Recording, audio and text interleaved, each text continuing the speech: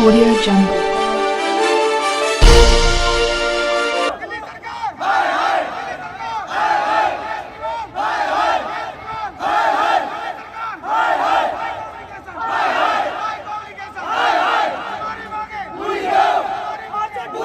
जहां एक तरफ राजधानी दिल्ली में राष्ट्रीय चिकित्सा दिवस पूरे देश में मना रहा था और डॉक्टरों के प्रति सम्मान दिया जा रहा था, वहीं दूसरी ओर राजधानी दिल्ली के यमुना पार स्थित दिल्ली सरकार के राजीव गांधी सुपर स्पेशलिस्ट अस्पताल में अपने हक की लड़ाई के लिए नर्सिंग स्टाफ एवं अन्य कर्मचारी अपनी जायज मांगों को लेकर आवाज उठा रहे हैं। आपको बताते चलें कि कोरोना काल में कोरोना मरीजों को सबसे अच्छी सुविधा देने वाला राजीव गांधी अस्पताल में कार्यरत साइंस कम्युनिकेशन के नर्सिंग स्टाफ को बिना किसी नोटिस के उनकी सेवा से निरस्त कर दिया गया। इन कर्मचारियों का कहना है कि कोरोना काल में अपनी जान की परवाह न किए हमने मरीजों की दिन रात सेवा की, लेकिन आज अस्पताल प्रशासन ने बिना नोटिस दिए लगभग 130 कर्मचारियों को बाहर निकाल दिया गया। ये होता है कि अगर हम लोग बोलते कि हमें ड्यूटी हमें वापस दी जाएगी, हमारा कोई कॉन्टैक्ट नंबर नहीं उठाते हैं। जो इनके सुपरवाइजर्स हैं, MS Sameer sir, Sunita ma'am, Mithilesh sir and Rahul sir is also, इनमें से इनका कोई आंसर नहीं होता है सर। एंड देन सर उसके बाद ये हमें कहते हैं कि ऊपर से ऑर्डर आए हैं। अगर सर ऊपर से ऑर्डर आए तो हमें ऑर्डर शो कर दीजिए।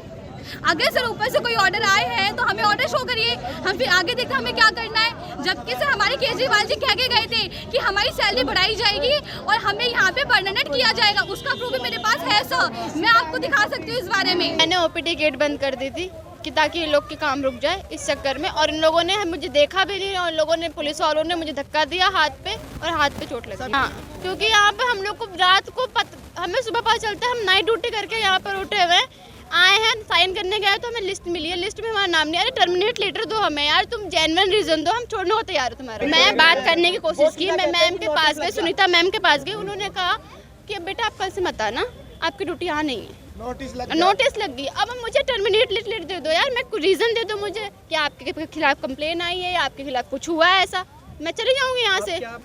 मैं साई कम्युनिकेशन कंपनी के थ्रू यहाँ पर जॉब कर रहा हूँ पिछले 2 साल से, और मैं यूरोलॉजी में पिछले 1 साल से OPD में ड्यूटी कर रहा हूँ।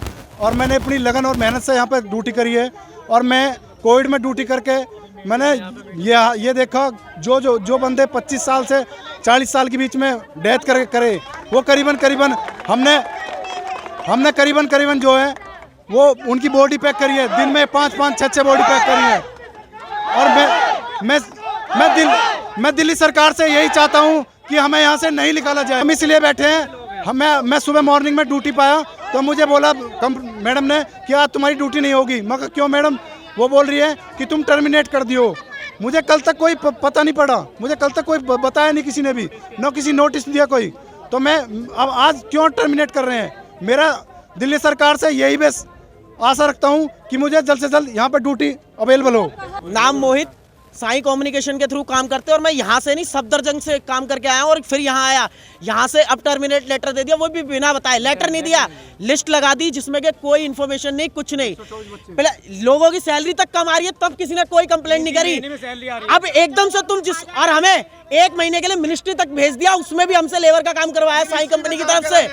ये जितने खड़े ना सबने कुत्ता खजीदी करी और यहाँ पेशेंटों की लैट्रिन तक साफ करी है कोविड में। और बात यह है, सैलरी क्या हमारी ये है जो हमें दी जाती है 14,000, उसमें भी 1,500 रुपये काट के देते हैं हर मंथ में। सेवा से बाहर किए गए कर्मचारियों की ना तो अस्पताल प्रशासन सुनवाई कर रहा है, ना ही साई कम्युनिकेशन के अधिकारी निकाले गए कर्मचारियों से बात करने को तैयार नहीं है। इन पीड़ित कर्मचारियों की कोई सुनने को तैयार नहीं है। यह भी कहना था कि मुख्यमंत्री अरविंद केजरीवाल ने अस्पताल में दौरा किया और मुख्यमंत्री आश्वासन दिया कि कर्मचारियों की सैलरी बढ़ाई जाएगी, लेकिन सैलरी बढ़ाना तो दूर, कर्मचारियों को बिना किसी सूचना के निकाल दिया गया।